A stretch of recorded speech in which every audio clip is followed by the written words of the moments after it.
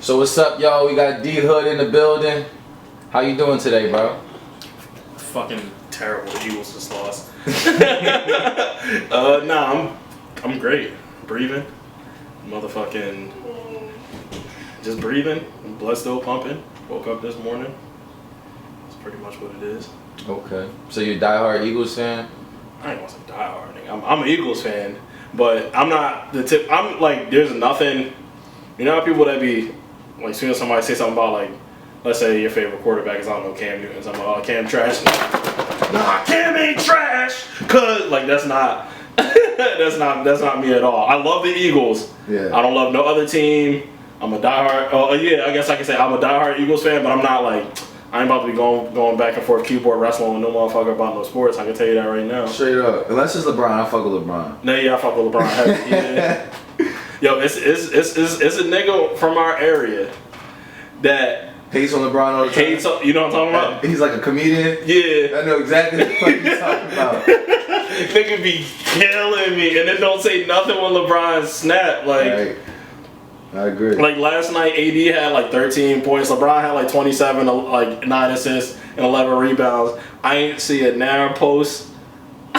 He cool though. I fuck with him. No, that's cool. See me, man.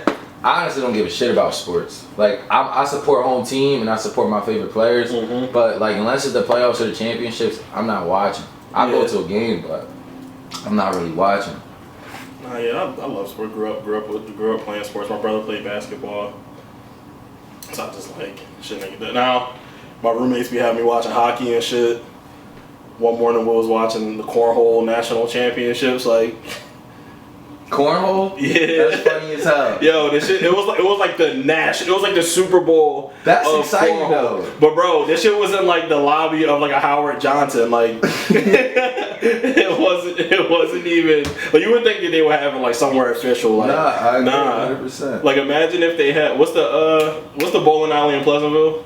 Kingpin. Kingpin, like, so imagine if they had the I don't know, the national champion bowling shit at Kingpin. Like, what? Yeah. That's supposed to have somewhere official. I agree. I don't think too many people was playing cornhole nowadays. I mean, yeah. It was like, it's funny though because they're like obviously the world's best cornhole players, right? But they're like, you can tell that they graduated because they probably played in college, then realized they was good at it.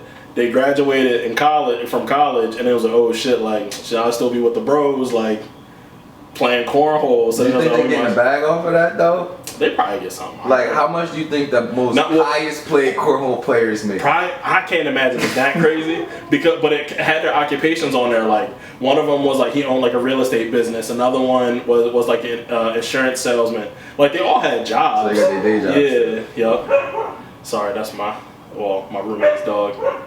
Beautiful dog. So you say you grew up playing sports. What sports did you play? Football and wrestling mostly. I played basketball in middle school. That shit was trash in high school. But yeah, football and wrestling. Okay, what was your favorite? I don't know. I know the training for wrestling is crazy. Yeah, wrestling's crazy. Yeah, I wrestled in college as well. Did you? That's awesome. What was your weight?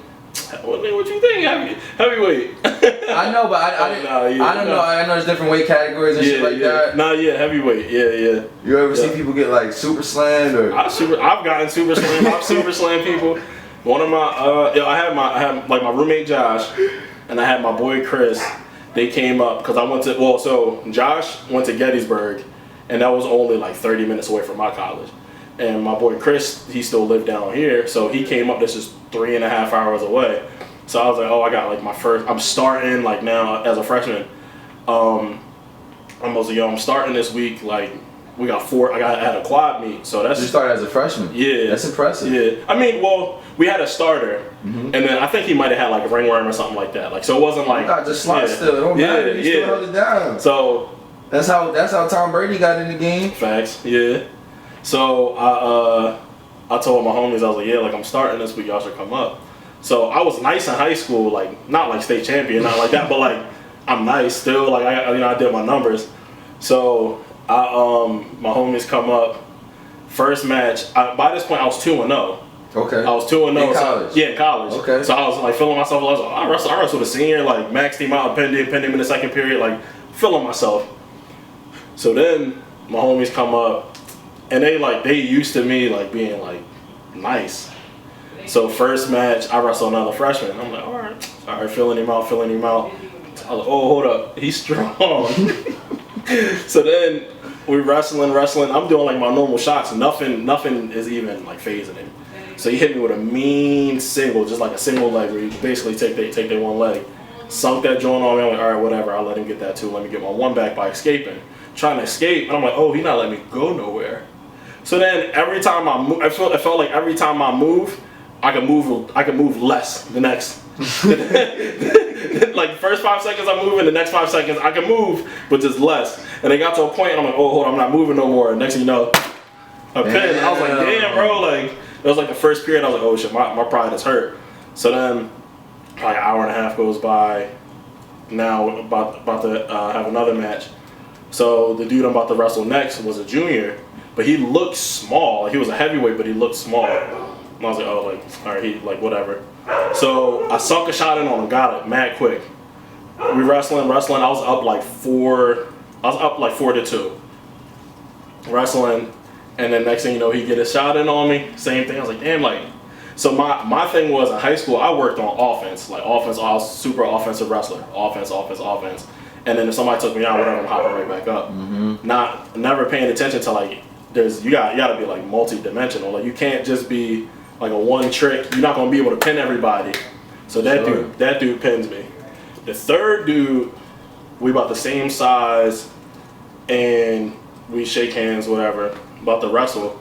And I sunk a mean shot, like some disrespectful, because I just got pinned twice in a row. Like, sunk a mean shot in on him, disrespectful, dumped him. Oh, so both of them pinned you? Yeah, both of them pinned me. So you got from so I went from 2-0 to 2-2, easy. Yeah. I was like, oh yeah, I'm not going out 2-3. Blood at this point. So sunk a mean shot, like a switch double, boom, so, like picked him up, something crazy, slammed him.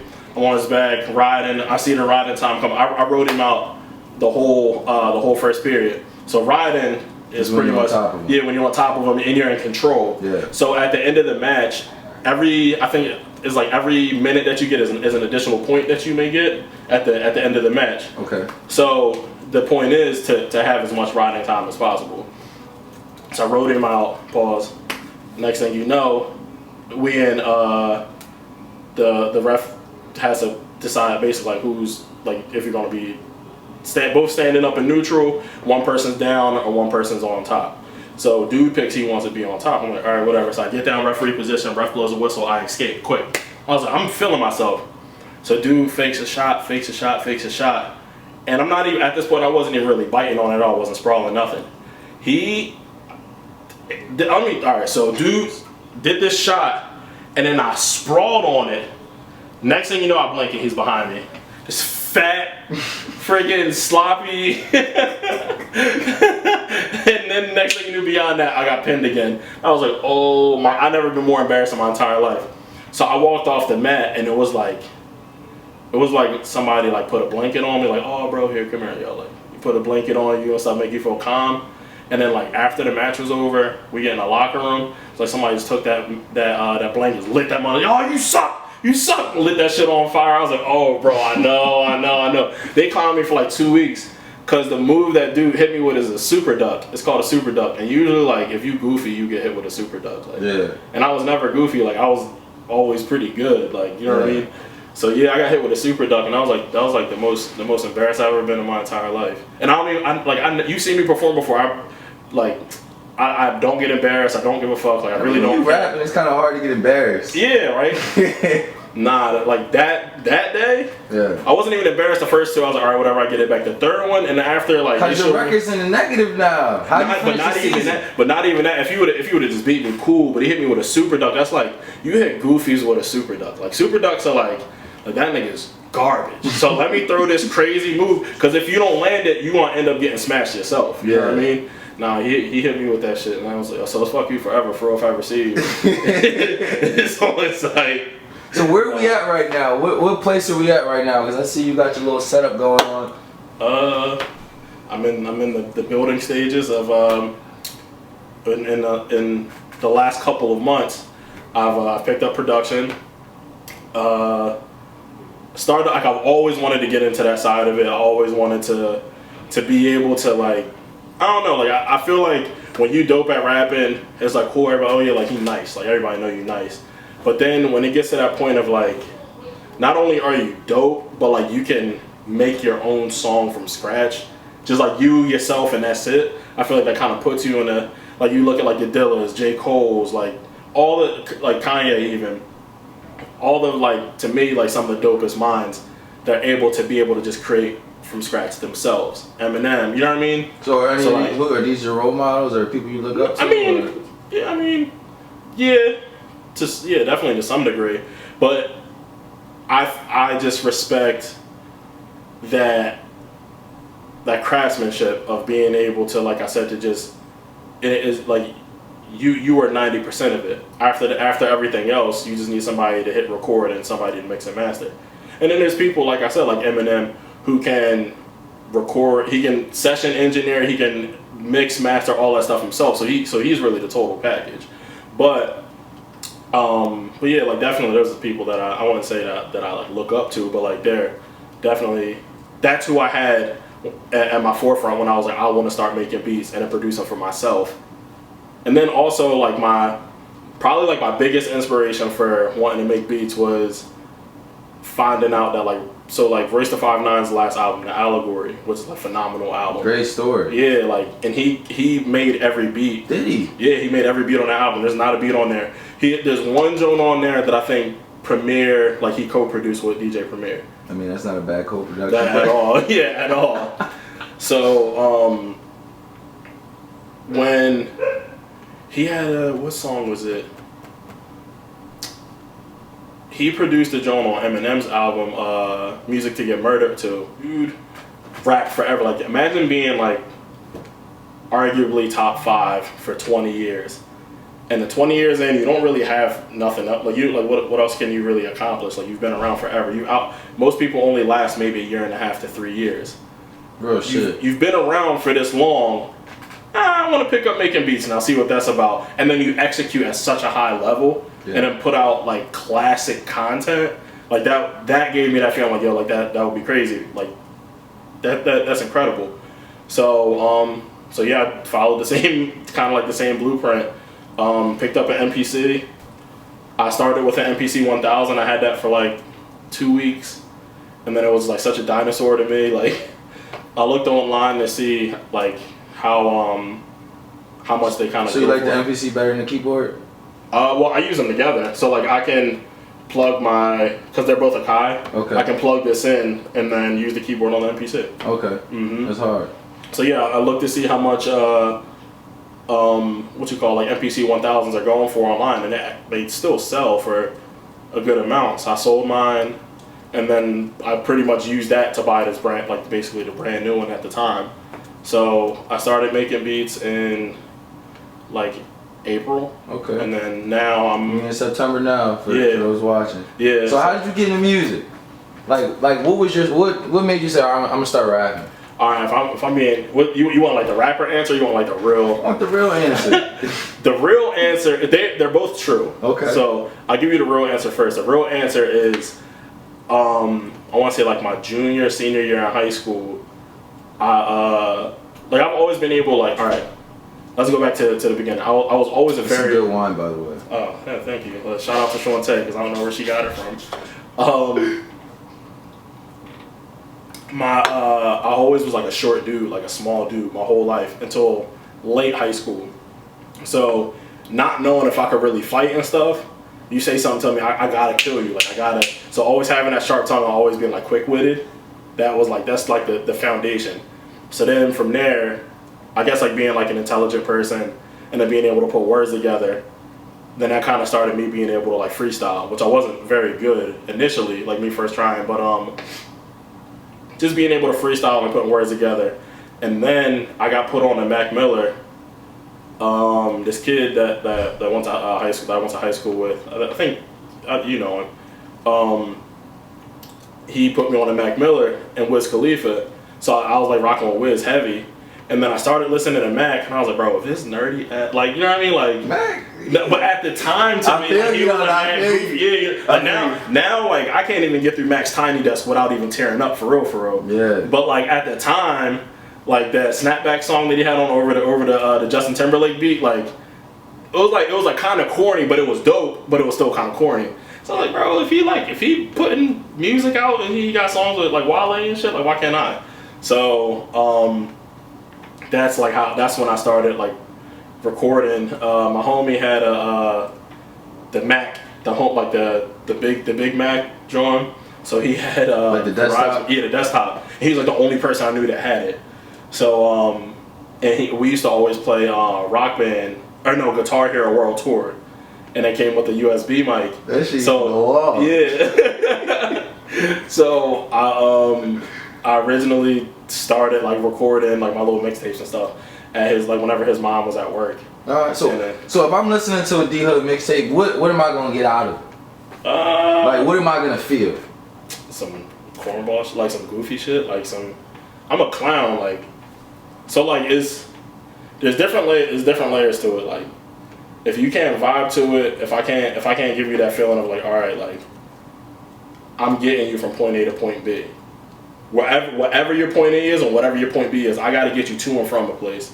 Now, whether it be through my own experiences, through my sister's experience, my father's experience, things that I've seen around me, or things that I've personally experienced, from here nor there, I need to get you from a place to a place. If you stuck in that same place from the time that you hit play, what's the point? What are you listening for? So, but yeah, just like a lot of my personality, like I'm a big like play fiend, jokester, like. But then also like I pride myself on being vulnerable. On my album I have a song called Atonement, and it's me basically having a conversation with my dad after my dad has already passed away. So it's like conversations with him through experience. You know what I mean?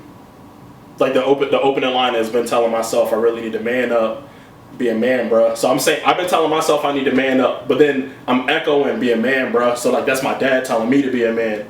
So there's like that kind of facet of things, and then I have a song called YouTube 09 that's literally about nothing. The song's about nothing.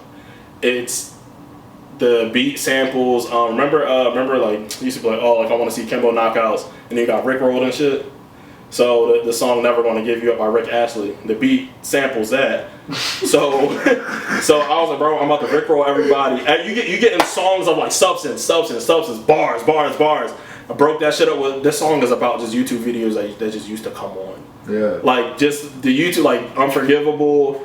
Remember the joint with the chick standing, Scarlett takes a tumble, she fell off the hook is like, the hook to my song, YouTube 09 is like I'm surfing and ending that looking for beats that be smoking like cigarettes. Seeing this girl standing on table, she heavy set, slipped back and fell, almost broken neck. Woo! Like I'm literally giving you YouTube videos that we used to watch in 2009, 2010. Like those are kind of like the early finding myself years, and like a lot of finding myself came through being on YouTube, finding like used to go all back over before the ads.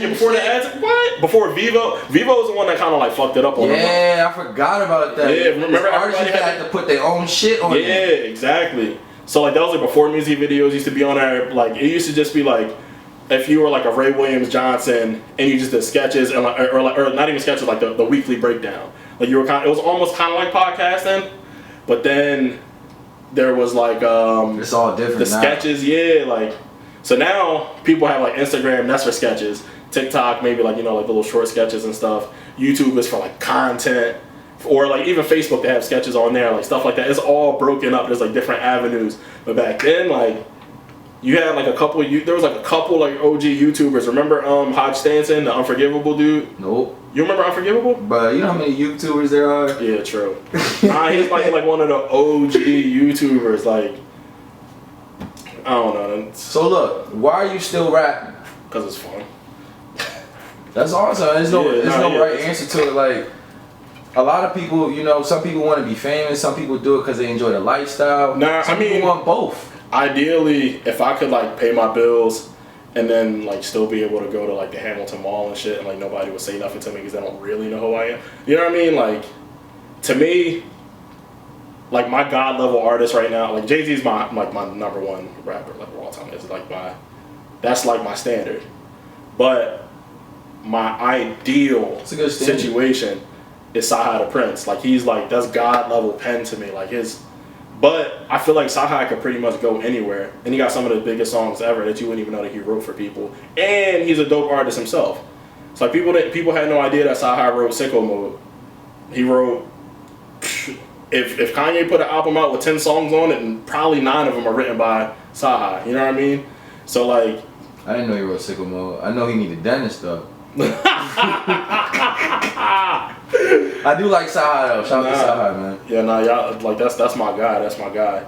So yeah, like that's to me like that's like I don't even know if I would call that fame, but like I would like to be able to be like financially, which I'm financially stable now. But I'm saying like I would like to be able to have all my bills on auto pay.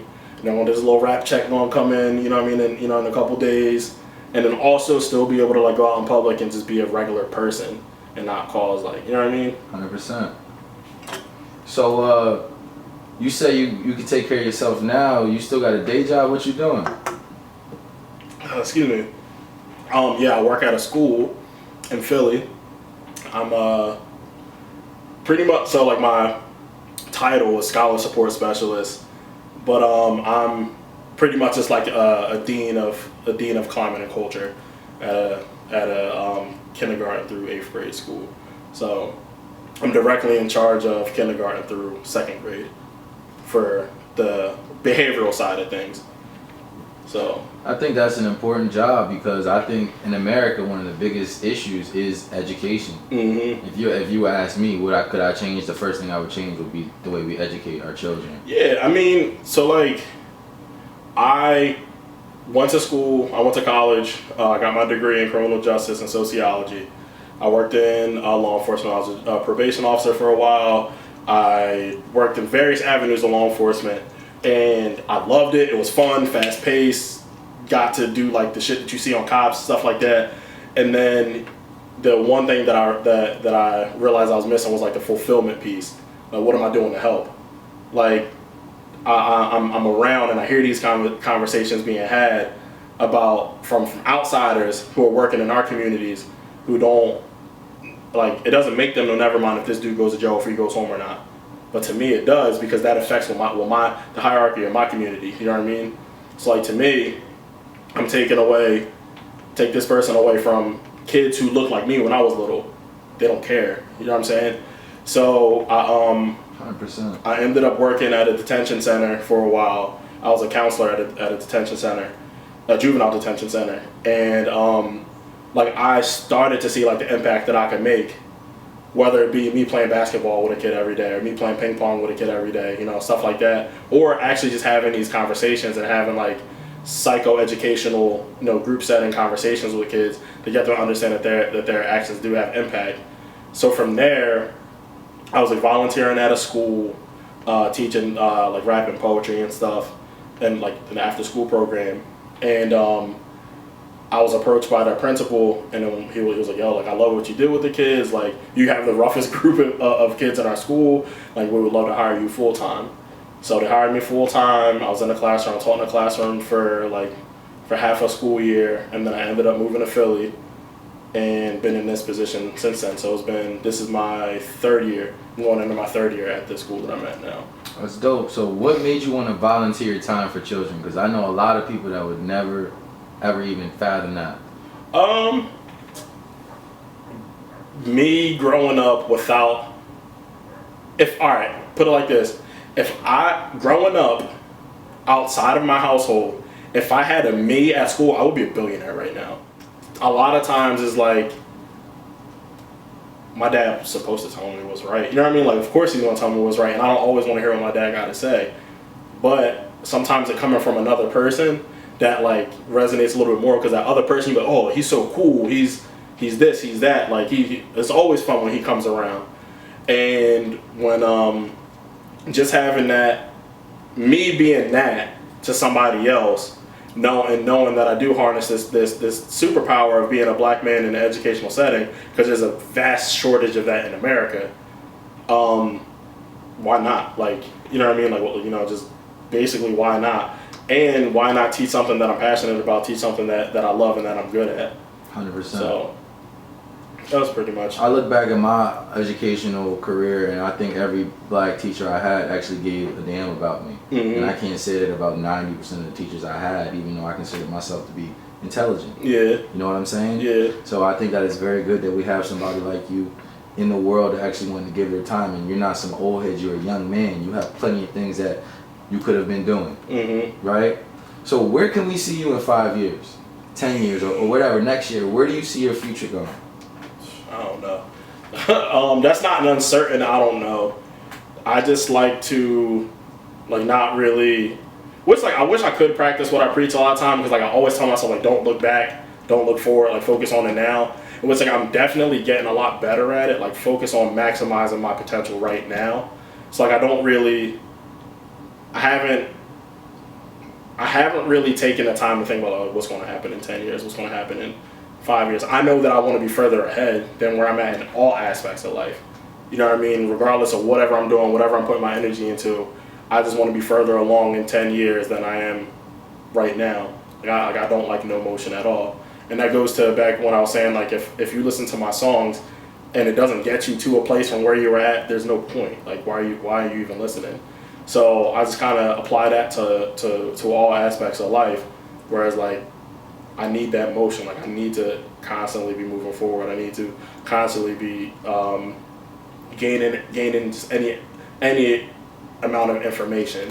So I mean, I would like to be, just like I said, like an ideal. If I have fairies right now, I'm like, oh, this is what I wish to have in 10 years. I would like to be at that high level of being able to put out my own music while also helping people create their their artistry, and have my own, something that's my own. You know what I mean? 100%. So I guess that would be it, but that's not my end all be all. Like, if I'm still working in education, and I can still wake up and be proud of myself that I got to where I'm at, I'll be cool with that. 100%. You know what I mean?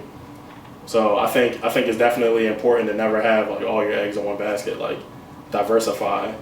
People always, like, kind of, like, I don't want to say shit on me, but people always poke fun at me because, like, I do so many things. Like, I'm never standing still. Like, during this whole quarantine thing, I picked up production. Not only did I pick up production, I picked up golf, going to the freaking driving range and Top Golf and shit, like, once a week, once every other week, you know, stuff like that.